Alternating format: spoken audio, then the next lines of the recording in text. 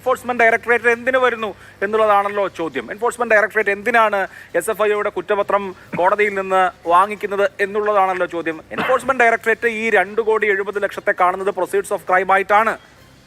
അപ്പോൾ നോക്കൂ, ഇത് ജോലി ചെയ്യാതെ അനധികൃതമായി സമ്പാദിച്ച പണമായിട്ടാണ്, അനധികൃത ധനസമ്പാദനമായിട്ടാണ് കാണുന്നത്. അപ്പോൾ സ്വാഭാവികമായും PMLA ആക്ടിൻ്റെ ഷെഡ്യൂൾഡ് ഒഫൻസിൽ വരുന്നതാണ് ഈ കമ്പനി നിയമത്തിലെ 447 എന്നുള്ളത് കൊണ്ട് അവർ ആക്ട് ചെയ്യാൻ പോവുകയാണെന്നുള്ളത് നിങ്ങളെ സംബന്ധിച്ചും സുവ്യക്തമാണല്ലോ. അല്ല, ഞങ്ങളെ സംബന്ധിച്ചിടത്തോളം തീ കുരുത്താണ്, വെയിലത്ത് പാടില്ല.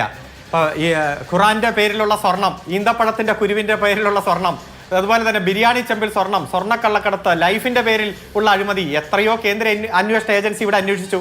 ആ അന്വേഷണ ഏജൻസി എവിടെ വെച്ചിട്ടാണ് അന്വേഷണം നിർത്തി ഉപേക്ഷിച്ച് പോയതെന്ന് നമുക്കറിയാലോ. അപ്പോൾ അതുകൊണ്ട് ഇവിടെ ഈ കോൺഗ്രസിന്റെ പ്രതിനിധിയും BJPയുടെ പ്രതിനിധിയും പറഞ്ഞ കാര്യങ്ങൾ ഏതെങ്കിലും പുതിയ വസ്തുതയുണ്ടോ? കഴിഞ്ഞ ഒരു വർഷമായി ഇവർ ആവർത്തിച്ചു കൊണ്ടിരിക്കുന്ന കാര്യങ്ങൾ വീണ്ടും വീണ്ടും ആവർത്തിച്ചു കൊണ്ടിരിക്കുന്നു. ഇപ്പൊ CMRൽ അനധികൃത ഖനനം നടത്തിയിട്ടുണ്ടെങ്കിൽ നടപടിയെടുക്കണം മിസ്റ്റർ. കേന്ദ്രത്തിന് നടപടിയെടുക്കാലോ, സംസ്ഥാനത്തിന് നടപടിയെടുക്കാലോ, എടുത്തോട്ടെ. ഏതെങ്കിലും തരത്തിൽ CMRന്റെ അനധികൃത ഖനനത്തെ ആരെങ്കിലും പ്രൊട്ടക്ട് ചെയ്യുന്നുണ്ടോ? നിയമവിരുദ്ധ പ്രവൃത്തിയെ പ്രൊട്ടക്ട് ചെയ്യുന്നുണ്ടോ? ഇവിടെ ഏതെങ്കിലും തരത്തിൽ 2 കമ്പനികൾ തമ്മിലുള്ള കരാറുമായി ബന്ധപ്പെട്ടുകൊണ്ട് ഫ്രോഡ് നടന്നിട്ടുണ്ടോ? പരിശോധിച്ചോട്ടെ.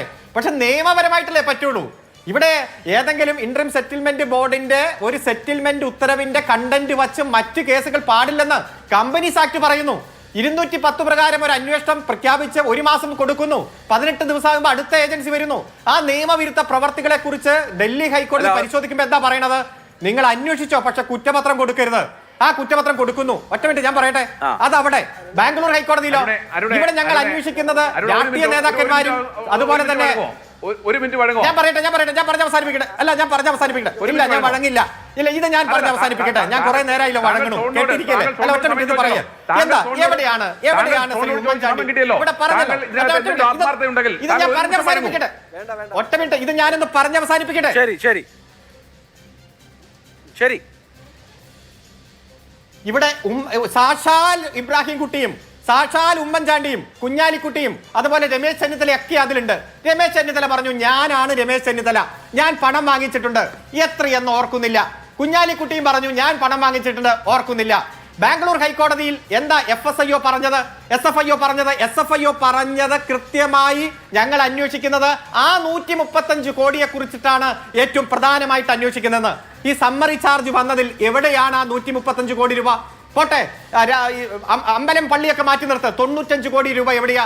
നിങ്ങൾക്ക് എന്താ അതിൽ ഒരു വാക്ക് പറയാത്തത്? അതിലൊരു ഫ്രോഡുമില്ല, അതിലൊരു തെറ്റുമില്ല. ഞാനാണ് ആ പണം മേടിച്ചത് എന്ന് പറയുന്ന രമേശ് ചെന്നിത്തലയും കുഞ്ഞാലിക്കുട്ടി നിൽക്കുമ്പോൾ അതിലൊന്നും ചാനൽ ചർച്ചയുമില്ല, ആങ്കർക്ക് ഒരു ചോദ്യം പോലുമില്ല.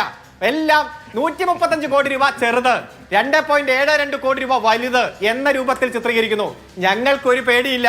ED ചാർജ് എടുക്കുകയോ ചാർജിന്റെ അപ്പുറത്തുള്ള ചാർജ് എടുക്കുകയോ ചെയ്തോട്ടെ. സത്യസന്ധമായ കാര്യങ്ങൾ ഇവിടെ അന്വേഷണ ഉദ്യോഗസ്ഥന്മാരോട് പറഞ്ഞിട്ടുണ്ട്. അവർക്ക് രാഷ്ട്രീയ ലക്ഷ്യത്തോടെ അന്വേഷിക്കണം, റിപ്പോർട്ട് കൊടുക്കണം. എല്ലാത്തിനും മുകളിൽ ഒരു നീതിന്യായ കോടതി ഉണ്ടല്ലോ. ആ നീതിന്യായ കോടതി പരിശോധിക്കട്ടെ. ആ പരിശോധിച്ചിട്ട് ആരാണ് തെറ്റ് ചെയ്തെന്ന് പരിശോധിച്ചോട്ടെ.